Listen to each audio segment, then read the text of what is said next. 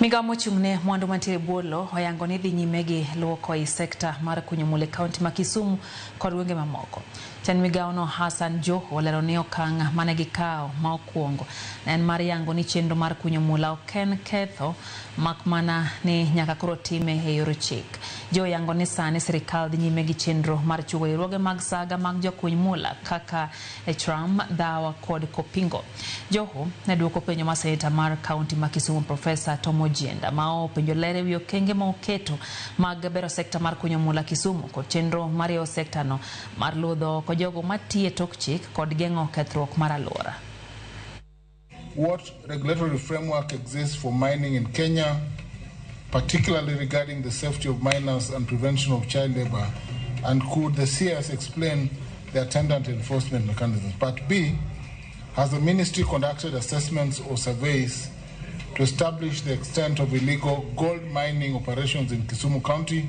And if so, could the CS disclose the findings and explain any efforts by the ministry to regularize illegal mining operations?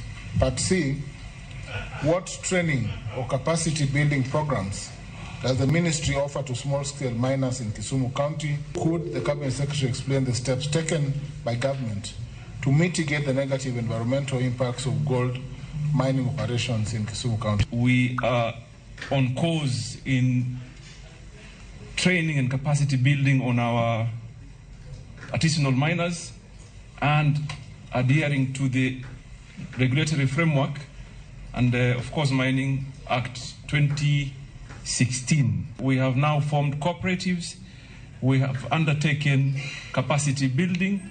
We are in line with our regulatory framework to ensure that they adhere to the regulations. We've also deployed county mining officers to ensure that they work hand in hand with counties and communities so that we can adhere fully to the requirements of the law. In other words, we've not only decriminalized the artisanal activities, but we've also created processes of ensuring they adhere to the rule of law and also are supported accordingly, working with other partners such as NEMA, Ministry of Environment, and Ministry of Cooperative.